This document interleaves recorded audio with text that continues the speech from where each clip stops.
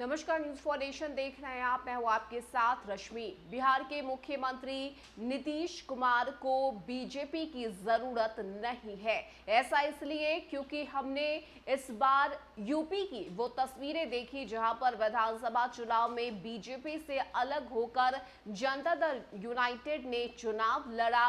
भले ही जीत हासिल नहीं हुई हो, लेकिन एक कदम जो है वो बीजेपी के खिलाफ जेडीयू ने उठाया और यही वजह है कि अब ये कदम रुकने वाले नहीं है। बता दें कि यूपी के बाद अब दूसरे राज्यों में भी जनता दल यूनाइटेड चुनाव लड़ने की तैयारी में जुट चुकी है, जिसको लेकर औपचारिक ऐलान भी हो चुका है। आपको बताएं कि इस वक्त बिहार में बीजेपी और जेडीयू के बीच अलग अलग मुद्दे पे जो बयानबाजी है वो देखने को मिलती है। दोनों ही एक दूसरे पर कई तरह के आरोप भी लगाते हैं और यही वजह है कि रिश्ते जो हैं वो कहीं ना कहीं कमजोर पड़ रहे हैं। लेकिन इस बीच अब जनता दल यूनाइटेड की तरफ से बड़ा फैसला लिया गया है, जहां पर बीजेपी के खिलाफ ही चुनाव लड़ने की रणनीति बनाई जा रही है। इसी कड़ी में बात करें तो पूर्वोत्तर राज्यों में अपनी पकड़ को और भी बेहतर बनाने के लिए जेडीयू ने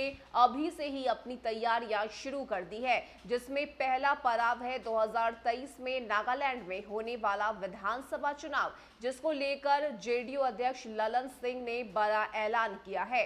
पार्टी अध्यक्ष ने कहा है कि वो नागालैंड में बिना किसी गठबंधन के अकेले ही चुनाव लड़ेंगे। हाल ही में अपनी टीम के साथ नागालैंड के दौरे से लौटे ललन सिंह ने सोमवार को पार्टी कार्यालय में यह बयान दिया है। बता दें कि बिहार और केंद्र की तरह नागालैंड में भाजपा के साथ मिलकर सरकार बनाने की बात पर ललन सिंह ने कहा कि अगर भाजपा से सहमति बनती है तो अच्छी बात है, वरना उनके खिलाफ भी चुनाव लड़ने से परहेज नहीं किया जाएगा।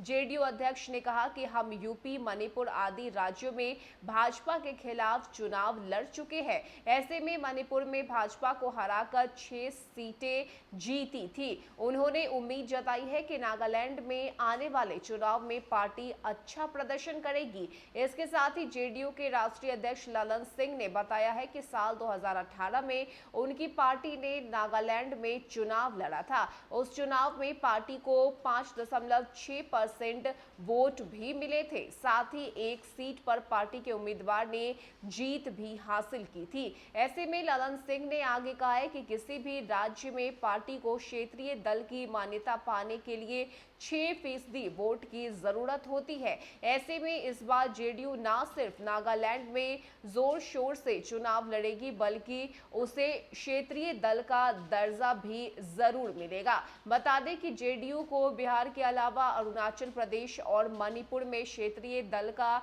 दर्जा प्राप्त है और ऐसे में अब जेडीयू की नजर नागालैंड पर टिकी हुई है और सिर्फ नागालैंड ही नहीं, अलग अलग राज्यों में अपनी पकड़ को और भी ज्यादा मजबूत करने की तैयारी जेडीयू की तरफ से की गई है और यही वजह है कि अब अपने दम पर विधानसभा चुनाव लड़ने की बात जनता दल यूनाइटेड की तरफ से कही जा रही है। बात करें तो बीजेपी को लेकर जनता दल यूनाइटेड का साफ तौर से कहना है कि अगर गठबंधन में सहमति नहीं मिली, यानी कि उम्मीद के मुताबिक सीट नहीं दिया गया, तो हम अकेले अपने दम पर चुनाव लड़ेंगे और बीजेपी के खिलाफ चुनाव लड़ने से हम तनिक भी परहेज नहीं करेंगे। और यही वजह है कि अब बीजेपी के खिलाफ ही जनता दल यूनाइटेड की तरफ से जो रणनीति है वो बनाई जा रही है, जिसकी शुरुआत भी हो चुकी है और अब बारी है नागालैंड में होने जा रहे विधानसभा चुनाव की। देखने वाली बात होती है कि इस चुनाव को लेकर आगे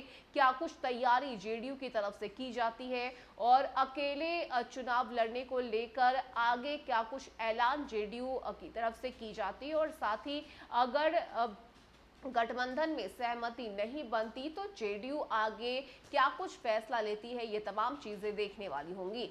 फिलहाल के लिए इतना ही। ज्यादा अपडेट के लिए आप जुड़े रहिए न्यूज फॉर नेशन के साथ। नमस्कार।